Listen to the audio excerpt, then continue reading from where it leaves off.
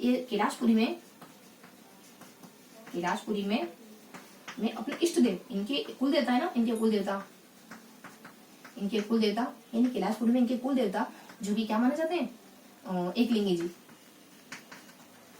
जी के मंदिर का निर्माण था। एकलिंगी जी के मंदिर का निर्माण किया। इससे जुड़े हुए कुछ कोटेशन आ जाते हैं, कुछ वक्तव्य आ जाते हैं, यानी कि इनकी, और इन्होंने नागदा को साथ ही साथ कैलाशपुरी मंदिर का निर्माण तो करवाया, प्लस क्या करा इन्होंने, नागदा को राजधानी बनाया इन्होंने। ये सारी बातें आ जाती है। उसके बाद नेक्स्ट इनको लेकर के कुछ कोटेशन आ जाते हैं। एक तो ओझा यानी मुफट शाम, ओझा शाम इनको लेकर, ये दोनों क्या कहते हैं कि बप्पा इनकी उपाधि है ना, कि नाम है, बप्पा क्या इनकी उपाधि। उसके बाद हमारा वैद्य क्या कहता है, चलो भाई चलो वैद्य के पास चलो, तुम्हें बुखार आ गया तो वैद्य के पास चलो। वैद्य क्या कहता है, चार्ल्स मार्टन की उपाधि देता है। तो ये फिनिश हो जाता अपने बप्पा रावल। देखो बप्पा रावल का, देखो अपने पढ़ा गुल के बारे में, बप्पा रावल के बारे में। गुल क्या जाता अपने मेवाड़ के इलाके के बारे में बताते थे। मेवाड़ के उपराज्य का जो इलाका उदयपुर, प्रतापगढ़, राजसमंद, चित्तौड़, पूरा मेवाड़ के अंतर्गत। इनकी उत्पत्ति को लेकर अबुल भाई साहब टेढ़े टोपी पहनते हैं, क्यों, क्योंकि नो बेल ऐसा मत करो, ब्राह्मण को मत मारो, हो सके तो किसी और को मार दो, लेकिन ब्राह्मण को कतई मत मारना। उसके बाद गुल का शासन काल क्या माना जाता है, 504 के भी अपने ओछे व्यक्ति के अनुसार चीज करता रहता है व्यक्ति। उसके बाद अपने बप्पा रावल का समय काल क्या माना जाता है, 734 से लगाकर 753 तक का समय काल पूरा बप्पा रावल का माना जाता है। बप्पा रावल ने दो महत्वपूर्ण काम करे थे। कौन से, कैलाशपुरी में इनके कुल देवता एकलिंगी जी का मंदिर बनवाया था, प्लस नागदा को अपनी राजधानी के रूप में स्टेब्लिश करा था। उसके बाद ओझा व्यक्ति और शाम, ओझा शाम यानी कि बहुत ओछा है शाम, उसके मुंह मत लगना। तो ओछे शाम ने क्या कहा कि बप्पा की इसकी उपाधि है, ये कोई इसका नाम नहीं है, इसकी उपाधि है, नेगेटिव कमेंट करता है। उसके बाद वैदिक क्या कहता है, ये तो चार्ल्स मार्टन है, क्योंकि देखो इन्होंने अपनी राजधानी चित्तौड़ को, यहाँ से अपने नागदा को अपनी राजधानी तो बना था, प्लस इन्होंने चित्तौड़ के मौर्य राजा मानमौरी को हरा करके, देखो चित्तौड़ के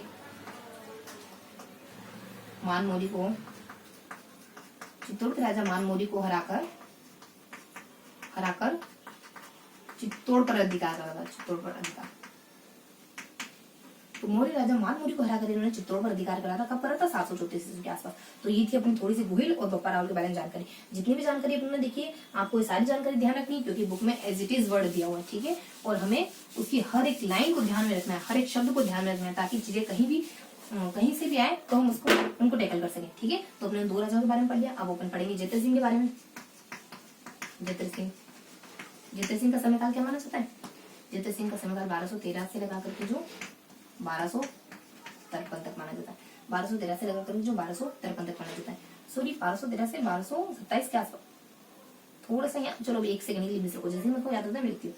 जयत्र सिंह का समय काल 1213 से माना जाता है, ये इतना क्लियर। उस पर जयत्र सिंह के बारे में और जानकारी क्या जाती है, जयत्र सिंह के बारे में अदर जानकारी बताई जाती है कि ये क्या करते हैं, राजधानी बनाते हैं, मतलब कि इनके द्वारा कुछ एक विशेष युद्ध लड़ा जाता है, वो होता है 1227 का युद्ध। 1227 में एक युद्ध लड़ते हैं जिसका नाम होता है खातोली का, जिसका नाम होता है भूताला का युद्ध। यानी 1227 में भूताला का युद्ध लड़ते हैं, जिसमें इल्तुतमिश को हरा देते हैं। और यही चीज देख करके, इनकी इसी बहादुरी को देखकर हम्मीर की उपाधि, इनको उपाधि किसकी दी गई, किसकी दी गई, हम्मीर की। वो भी किसने दी, इनको उपाधि जयसिंह सूरी ने अपने ग्रंथ हम्मीर मनमर्दन में, जयसिंह सूरी ने किसमें दी, हम्मीर मनमर्दन में इनको हम्मीर मनमर्दन में इनको हम्मीर की उपाधि दी जयत्र सिंह को। और जयत्र सिंह की तारीफ में हमारे एक सीवी वेद आ जाते हैं। उनके द्वारा इनकी तारीफ में क्या कहा जाता है कि जब गुलाम वंश चल रहा था ना, तो उस वंश के समकालीन जयत्र सिंह सबसे प्रतापी राजा थे, जिनकी तारीफ तो इनके विरोधी भी कर सकते थे। तो इनकी तारीफ तो इनके विरोधी भी करते हैं। जयत्र सिंह की तारीफ में क्या कहते हैं, जयत्र सिंह की तारीफ में कहते हैं कि ऐसे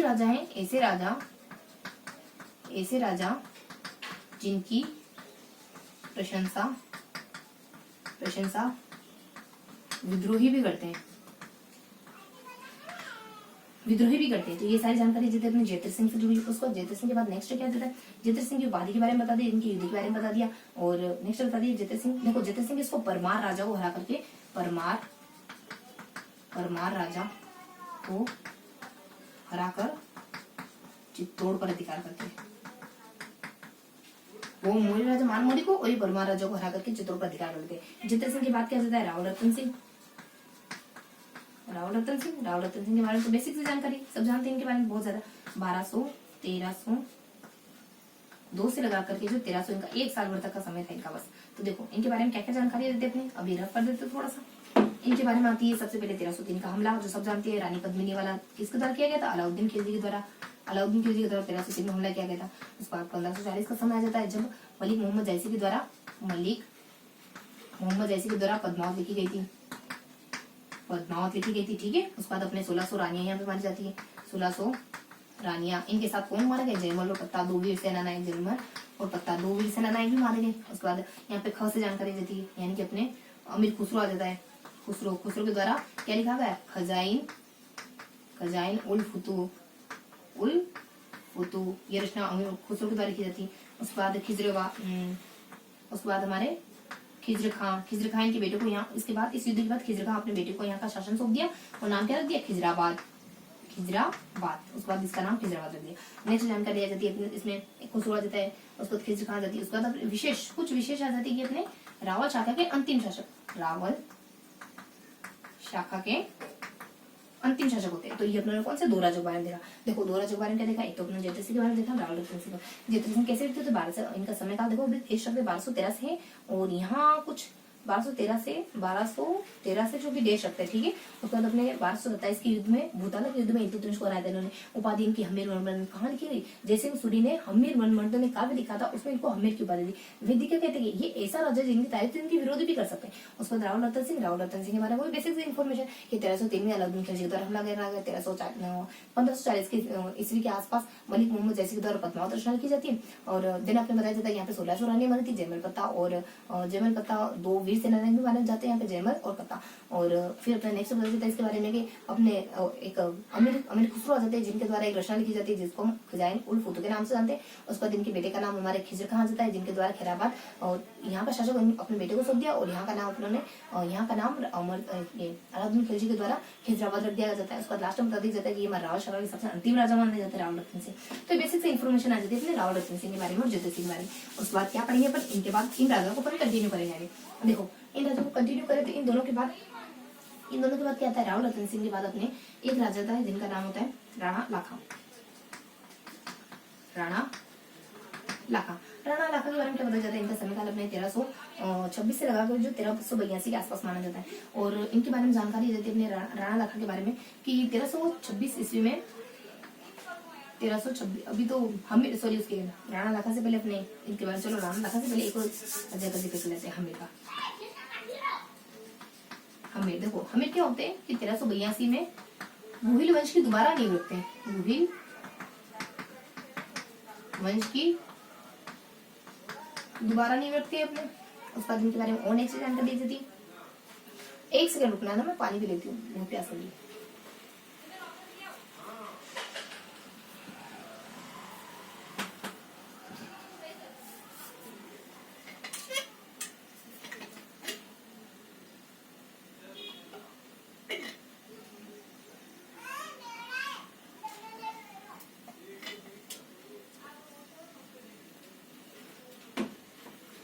हाँ तो अपन कंटिन्यू करते हैं। कहाँ थे अपन? देखो 1382 का समय लिखा, देखो एग्जाम में जाना ही।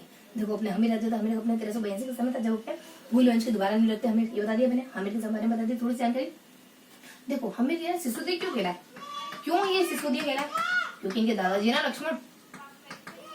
लक्ष्मण और इनके पिताजी, इनके पापा, इन्होंने अलाउद्दीन खिलजी से बहुत लोहा लिया था, अलाउद्दीन खिलजी से। इस वजह से ये सिसोदिया, एक तो ये सिसोदा की जागीरदार भी थे इस वजह से, और उनके दादाजी लक्ष्मण, उनके पापा दोनों ने अलाउद्दीन खिलजी से बहुत ताबड़तोड़ युद्ध करा था, इस वजह से भी सिसोदिया कहने लगे थे। और नेक्स्ट जानकारी बताई जाती है एक इनको मेवाड़ का उद्धारक और विषम घाटी पंचानक, उद्धारक का एक और विषम घाटी पंचानन कहते हैं। किसमें कहा गया इनको? ये दोनों उपाधियां इनको कीर्ति स्तर प्रशस्ति में दी गई। किसमें? कीर्ति स्तर प्रशस्ति में।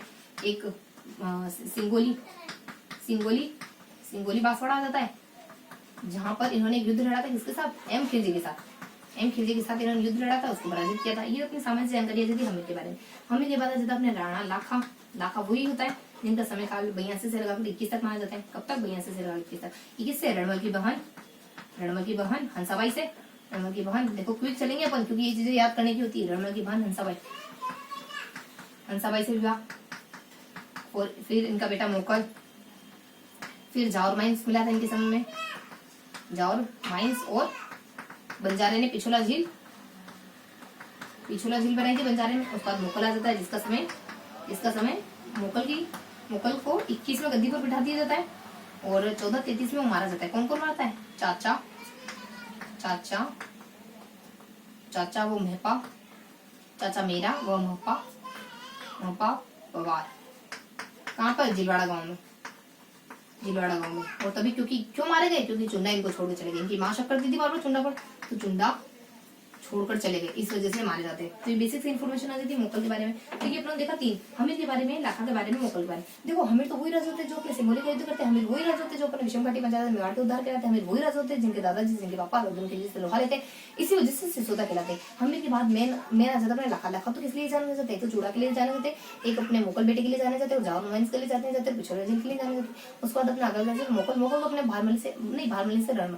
मोकल के बारे में बताया जाता है कि मोकल जो थे अपने 1421 में शासक तो बन गए, अपने चूड़ा के बलिदान पे शासक तो बन गए, लेकिन अंततः 1433 में अपने चाचा और महपा पवार, क्योंकि अब चूड़ा इनको छोड़ के चले गए तो जिलवाड़ा नाम के स्थान पर इनका कत्ल हो जाता है, इनकी हत्या हो जाती। तो मोकल ज्यादा बहुत अच्छे शासक नहीं थे, क्योंकि ये तो सिर्फ एक चूड़ा की शमशीर से ज्यादा थे, और जैसे वो चली गई तो इनका शासन ढह गया पूरा की पूरा। उसके बाद अपने मोकल के बाद क्या था? मोकल के बाद आ जाता अपना महाराणा कुंभा। मोकल के बाद जानकारी देती है पूरी की पूरी महाराणा कुंभा के बारे में। देखो महाराणा कुंभा कौन होते हैं? महाराणा कुंभा अपने वही शख्स होते हैं जो कि अपने चित्तौड़गढ़ दुर्ग में एकलिंगी जी और श्रृंगार चौकी और कुंभ स्वामी इन मंदिरों का निर्माण कराते हैं, और उसके बाद अचलगढ़ है, उसके बाद सिरोही है, उसके बाद कुंभलगढ़ है, इन दुर्गों का निर्माण करा देते हैं। महाराणा कुंभा का समय 1433 से लगभग 1438 तक माना जाता है। देखो सबसे पहले क्या जाता है कि 1433 में ये राजा बन जाते हैं, और राजा बनते ही 2 काम करते हैं। एक तो मेवाड़ पर से राठौड़ों का आधिपत्य हटाते हैं, तो सारे सामान इनकी फेवर में आ जाते हैं।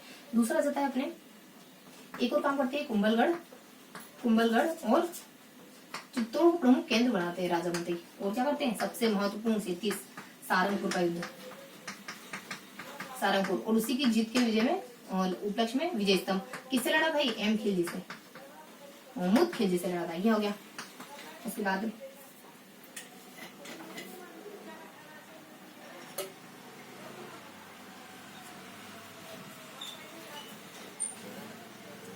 देखो पानी हमेशा बैठ के पीना चाहिए, ठीक है?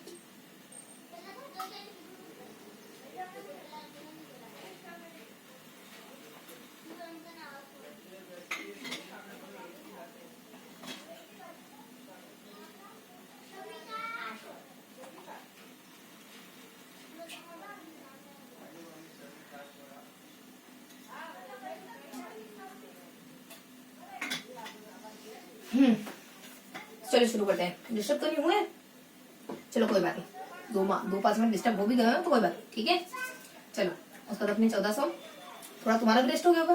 1433 उसके बाद 1437 उसके बाद 1456 1456 का क्षेत्र समय आ जाता है जब हमारे खिलजी भाई साहब डूब गए। तो एम खिलजी कहाँ के? ये मालवा के प्लस गुजरात के इल्तुतमिश दोनों मिलके साजिश कर रहे हैं। अब तो हरा के रहेंगे, अब तो कुंभा भाई साहब को हरा के रहेंगे, डिफीट करके रहेंगे, चाहे कुछ हो जाए। हमारी आन बान जान पे बात आ पड़ी तो अब तो हरा के रहेंगे। दोनों मिलकर साजिश करते, चंपानेर की संधि करते। लेकिन हुआ कुछ नहीं, यानी कि थोड़ा जाना बाजी गणा, यानी कि अपने 1457 से लगा के जो 58 का समय रहता है, इन दोनों भाई साहब मिल जाते हैं, लेकिन एक सिंगल भाई साहब को कुछ नहीं बिगाड़ पाए, ठीक है? तो 1457-1458 का समय आ जाता है जब इन दोनों ने कोशिश तो करी, यानी कि असफल आक्रमण। इन्होंने आक्रमण तो करा, लेकिन हमारे कुंभा तो बहुत चालाक है, शातुर इन्होंने इन दोनों को परास्त कर दिया, ठीक है? उसके बाद नेक्स्ट आ जाता अपने एक व्यक्ति आ जाते श्यामलदास कहते हैं कि अगर 84 दुर्ग है ना हमारे राजस्थान में, तो उनमें से तो 32 तो कुंभा ने ही बनवाए। उनमें अचल आ जाता है, अचलगढ़ का, सिरोही का और कुंभलगढ़ का। अरे कुंभा यहाँ से हट जाओ वरना तुम्हारा सर, चलो आगे बढ़ो वरना सिर काट दूंगा, मुझे बहुत लेट हो रहा है, मैं बहुत बिजी शख्स। श्यामलदास ने इनके बारे में कहा कि इन्होंने इन 3 दुर्गों का निर्माण कराया। साथ ही इन्होंने कुछ मंदिर, जैसे चित्तौड़ में इन्होंने कुछ मंदिर भी बनाए, जैसे कि स्वामी के लिए तो एक ही श्रृंगार काफी है, वो है माँ का सिंदूर। स्वामी के लिए तो एक अपना कुछ याद करनी, बस अपने कुछ चीजें याद होनी चाहिए, चाहे किसी तरीके से याद हो, है ना? तरीका थोड़ी ना मायने रखता है। हालांकि गांधी जी कहते हैं कि सिर्फ साध्य मायने रखता है, आपका साधन भी मायने रखता है, लेकिन ये साधन तो कोई गलती है ना? इसमें कौन सी गलती कर दी हमने, है ना? तो देख लेते हैं। तो चित्तौड़ में 3 मंदिर बनवाए श्यामलदास ने। कौन से?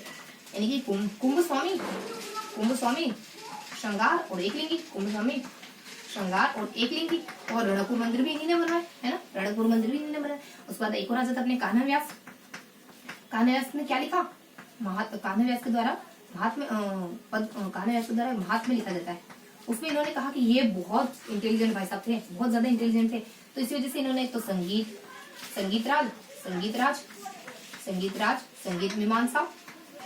संगीत मीमांसा और सूर प्रबोधन, ट्रिपल एस, सूर प्रबोधन यानी कि ट्रिपल एस रचना लिखी, S3 है ना, ये कान्हा महात्म्य में कहा जाता है। उसके बाद इनके बारे में और बताया जाता है कि इनके द्वारा कुछ टीकाएं भी लिखी गई, जैसे कि गीत और संगीत, कौन कौन सी, गीत गोविंद और संगीत राज, ये 2 टीकाएं भी लिखी गई। गीत गोविंद तो अपने चंडी शतक की व्याख्या है। उसके बाद आ जाते हैं यहाँ पे अपने प्रशस्ति, कीर्ति स्तंभ प्रशस्ति किसने लिखी, महेश और अत्रि ने लिखी, महेश और अत्रि ने, मान लो महेश की अत्रि, महेश की ख्याति बहुत ज्यादा, कीर्ति बहुत ज्यादा फैली, ये प्रशस्ति। इनके बाद इनकी उपाधियां आ जाती है, उपाधियां सब जानते हो, दान गुरु, चाप गुरु, हाल गुरु, परम गुरु, अभिनव भट्ट, ये 2 गुरु वाली नहीं, ये नहीं लिखते पर बस वो लिख लेते जो थोड़ी यूनिक है। जैसे कि यहाँ पे हिंदू की राय है कि कभी भी नाटक नहीं करना चाहिए, तो हिंदू आ जाता है, हिंदू पद, हिंदू पद मत समझ लेना, हिंदुआ सुल्तान कहते हैं इनको, हिंदू पद तो किसको कहते हैं, तुम्हारे लिए रखती हूँ, हिंदू पद किसको कहते हैं, कमेंट करके बताओगे, ठीक है। यहाँ पे अपने हिंदू आ जाता है। उसके बाद अपने अभिनव आ जाता है, मतलब कि अभिनव भट्टाचार्य और रायन और गुरु वाले तो ही, दान गुरु, चाप गुरु, हाल गुरु, परम गुरु, ये सारी उपाधियां, तो ये आ जाता है अपने। लास्ट में भी सारे मर जाते हैं, एक तो उन्माद रोग हो जाता है इनको, उन्माद रोग भी हो जाता है, और फिर इनकी मृत्यु उदा क्या होती है, कब, 1568 में इनकी मृत्यु, 68 में इनकी मृत्यु किसके हाथों होती है, इनके बेटे उदा के हाथों में, पितृहंता है उदा, ठीक है। तो ये अपने कुंभा के बारे में क्या था, 14 कुंभा वही शख्स है जो सारंगपुर का युद्ध लड़ता है, कुंभा वही शख्स है जो एमखिलजी कराता है, कुंभा वही शख्स है जो विजय स्तंभ का निर्माण करता है, कुंभा वही शख्स है जो 84 में से 32 दुर्गों का निर्माण करता है, कुंभा वही शख्स है जिनके लिए बहुत सारी उपाधियों की लंगर लगी, दान गुरु, हाल गुरु, चाप गुरु, परम गुरु, अभिनव भट्टाचार्य, हिंदुआ सुल्तान, ये सारी उपाधियां कुंभा को दी जाती है, ठीक है। अगर एक तरीके से देखें तो इतिहास में बहुत अच्छे शासक होते हैं हमारे कुंभा, बहुत सारी उपलब्धियां इनके पास, यानी वीरता के साथ, कलम कटा और किसका, इनको किनका धनी माना जाता है, 3 चीजों का, कला कलम और कटार का धनी माना जाता है महाराणा कुंभा को, है ही सही, लाजमी है इनको ये सारी उपाधियां देना, तो ठीक है। उसका कुंभा के बारे में देखा, और कुंभा के बाद अपना नेक्स्ट व्यक्ति कौन आ जाता है, सांगा, कौन आता है, सांगा। देखो सांगा का समय काल क्या माना जाता है, 1509 से लगा करके जो 1528 तक माना जाता है। सांगा यानी सांगा के थोड़े भाइयों के बारे में बताया। तो अगर तुम्हें जय जयकार करनी भी है ना, तो पृथ्वी की करो, राजा की मत करो। तो इनके भाइयों का नाम क्या है, राज सिंह, पृथ्वी और किसकी, जय सिंह, इनके भाइयों का नाम है। सब अपने आप को अपने यहाँ का मेवाड़ का राजा ठहराते हैं, लेकिन राजा कौन बनता है, तो सांगा बन जाता है।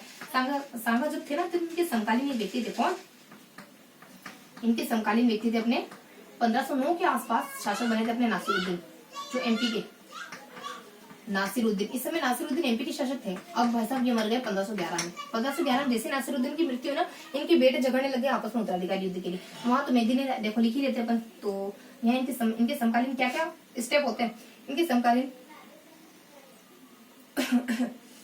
हाँ, तो इनके समकालीन क्या होता है, इनके समकालीन अपने मेदिनी राय की मदद से राजा कौन बन गया आखिरकार, मेदिनी राय की मदद से एम खिलजी वही जो अपने सारंगपुर के युद्ध में हारा जाता है, मुंह की बल्कि खाता है, और वही मेदिनी राय। तो मेदिनी राय अपने एम खिलजी की मदद नहीं मेदिनी राय, अब मेदिनी राय की वजह से एम खिलजी शासक तो बने, लेकिन इनडायरेक्टली वहाँ ये शासक करने लगे गुजरात में। अब ये बात वहाँ के लोगों को पसंद नहीं आती, तो ये भागे जाते हैं सांगा के पास मदद करने के लिए। सांगा इनको अल्टीमेट मदद करता है और खिलजी को बंदी बना लिया जाता है। तो ये होता है कि समकालीन थोड़ा कुछ जो इनके साथ साथ घटित हो रहा होता है सांगा के साथ साथ। और क्या होता है सांगा के साथ साथ, देखो सांगा के बारे में जानकारी बताई जाती है। ये बताया जाता है 1517, फिर 1517, देन 1527, फिर 1527, फिर आ जाता है 1531, 28, फिर 1528, 28 ओके, हाँ ओके। तो यहाँ जाता है अपने 1527, इसमें बीच में 1526, वही अपने पानीपत का सबसे महत्वपूर्ण। 28 में मृत्यु, उसके बाद 1531 और फिर 1531 के बाद का समय था, ठीक है। और ये 28 आ जाता है बीच में। देखो 1517 में क्या हुआ था, 2 बार युद्ध होता है, एक तुम्हारे बांडी का, एक होता है कोटा के बांडी धूलपुर, और कोटा का एक खातोली, मैं कुछ स्थान होता है खातोली कोटा। कोर्ट में सिर्फ खातोली खाने का ही सामान लिया है क्या कोर्ट में, या फिर और कुछ लिया भी है, यानी और कुछ रख भी रखा है कोर्ट में, तुम्हारे कोर्ट की जिम्मे कुछ और भी है, सिर्फ खाने का ही सामान रखा है। खातोली का कोटा आ जाता है जहाँ पर अपने इब्राहिम लोदी भाई साहब हारे जाते हैं। यहाँ पे अपने बांडी कहते ना, अगर तुमने शॉर्ट्स पहना तो धो दूंगी तुम्हें, बांडी बांडी बांडी इसने पहनी ना तो धो दूंगी तुम्हें। तो माँ कह रही है, मतलब कोई बहुत ज्यादा पॉजिटिव माँ होती है ना, तो वो अपनी बेटी से कह रही है अगर कुछ ऐसा पहना तुमने मुझसे छुप छुपा के तो फिर धो दूंगी तुम्हें। तो बांडी ऐसे तो धौलपुर जाती, कहाँ जाता बांडी धौलपुर, ये बांडी धौलपुर में आता है, यहाँ पे भी लोधी हारे जाते हैं, हार जाता है लोधी। उसके बाद 1526 में भी लोधी हार जाता है। लेकिन ये दोनों ही ऊपर वाली जो दोनों ही हार होती है ना, इसका कारण सांगा होता है। लेकिन यहाँ पे हार का कारण कौन होता है, यहाँ पे हार का कारण होता है अपने बाबर, क्योंकि बाबर के साथ वो तो पानीपत की लोधी यहाँ हार गए जस्ट बिकॉज ऑफ बाबर। उसके बाद 1527 1527 वही अपने बयाना का युद्ध हुआ, जिसमें कौन हार गए, सांगा हार गए, सांगा सॉरी जीत गए। उसके बाद अपने खानवा का, खाने पीने में सांगा पीछे रह गए भाई, सांगा हम खा नहीं सकते, बयान दे देंगे, बयान में ठीक है। उसके बाद सांगा हार जाते हैं 1527 में। देखो ये होता है अपने 1527 ये होता है फेब में, ये होता है मार्च में। मार्च के भी पर्टिकुलर समय आ जाता है 17 मार्च, है ना। उसके बाद 1528 में बस फिर मृत्यु हो जाती है बसवा दोसा में। बसवा ये तो और युद्ध करना चाह रहे थे सांगा, लेकिन इनके सामने इनको जहर देते थे, विष देते थे। तो बसवा दोसा में इनकी समाधि बनी हुई, बसवा दोसा में तो मृत्यु होती है। मांडलगढ़ भिलवाड़ा में समाधि है, यहाँ पे मांडलगढ़ में इनकी समाधि बनी है। उसके बाद 1531 इनके बाद मेवाड़ का राजा कौन होता है, 1528 से 31, खाली 28 से जो 31 तक एक राजा होता है रतन सिंह, उसका शासन काल होता है। उसके बाद 1531 के बाद तो हुई अपने विक्रमादित्य, जो अपने किसके, महाराणा प्रताप के विक्रमादित्य दादाजी विक्रमादित्य। तो ये हमने थोड़ी सी सांगा के बारे में जानकारी देखी। सांगा के बारे में देखा, सांगा वही व्यक्ति होते हैं जो अपने 2 बार लोधी को हराते हैं। सांगा वही व्यक्ति होते हैं जो युद्ध करना चाह रहे थे लेकिन सामान्य को विष देते हैं। सांगा वही व्यक्ति होते हैं जो बाबर को हरा देते। सांगा वही व्यक्ति खानवा के युद्ध में, बयाना के युद्ध में बाबर को हरा देते। सांगा वही व्यक्ति होते जिनके चलते बाबर कहता है कि तुम्हारी वजह से, सिर्फ और सिर्फ तुम्हारी वजह से मैं इब्राहिम लोधी से आ रहा हूँ, और क्योंकि तुमने मेरा साथ नहीं दिया इस वजह से। ये सारी जानकारी देते इनके बारे में। इब्राहिम लोधी को तो हरा देते हैं सांगा, मैं कुछ गलत जा रही हूँ, पानीपत के युद्ध में अपने बाबर इब्राहिम लोधी को हरा देता है, ठीक है। उसको 1527 में बयाना के युद्ध सांगा अपने जीत जाते, ठीक है ये भी। उसको 1527 में जब खानवा का युद्ध हुआ तब अपने सांगा हार जाते, ये भी ठीक है। उसको 1528 में बसवा दोसा, बिल्कुल करेक्ट है, ठीक है। तो अपने सांगा के बारे में जानकारी देती है। तो सांगा अपने वो व्यक्ति होते हैं जो सांगा अपने पानीपत के युद्ध में लोधी और बाबर इन दोनों के बीच में युद्ध होता है, और बाबर कहता है कि तुमने मेरा साथ नहीं दिया। किसने, सांगा को कहता है कि तुम मेरा साथ देने का वचन दे चुके थे लेकिन तुमने मेरा साथ क्यों नहीं दिया, तुम गद्दार हो, तुम धोखेबाज हो, इस तरीके का आरोप लगाते सांगा पर। लेकिन सांगा कहता है कि मैंने ऐसी कोई बात तुमसे कभी की ही नहीं कि मैं तुम्हारा साथ दूंगा, तुम गद्दार कैसे हो, मैं धोखेबाज कैसे हुआ। तो इन दोनों के बीच में थोड़ी सी कन्वर्सेशन हमें हिस्ट्री में से डिफाइन होती है, तो इसका डिस्कशन अपन कर लेते हैं। उसके बाद अपने मेवाड़ के घुल वंश के बारे में आ जाता है, ये सारी जानकारी देख रहे हैं। सांगा इतने कौन से, देखो सांगा को थोड़ी जानकारी देख लेते हैं। सांगा के 3 भाई होते हैं। अगर जयकार करनी ही है ना तुम पृथ्वी की करो, राजा की कतई मत करो। इसके भाई होते हैं, ये सब आपस में लड़ते, मैं बनूंगा। सांगा ने कहा कैसे बनोगे, तुम मेरे होते कौन बन सकता है, मेरे होते तो मैं ही बनूंगा, अगर मैं हूं तो तुम कैसे बन सकते हो। तो ये बन जाते हैं राजा अल्टीमेट। इनके पैरेलल चल रहे होते हैं नासिरुद्दीन गुजरात में। अब गुजरात में चल रहा है, जैसे उनकी मृत्यु थी उनके बेटे के बीच में उत्तराधिकारी संघर्ष चल गया। अब एम खिलजी बन गए मेदिनी राय की मदद से राजा तो बन गए, लेकिन अब मेदिनी राय वहां पे इनडायरेक्टली शासन करने लगे। अब मेदिनी राय से लोग वहां के बहुत ज्यादा खफा हुए, अपनी जान बचाने की खातिर दिया जाता है सांगा के पास। सांगा जो कि शरणागत की रक्षा के लिए कुछ भी कर सकता था, तो इनकी जान बचाता है। और मोहम्मद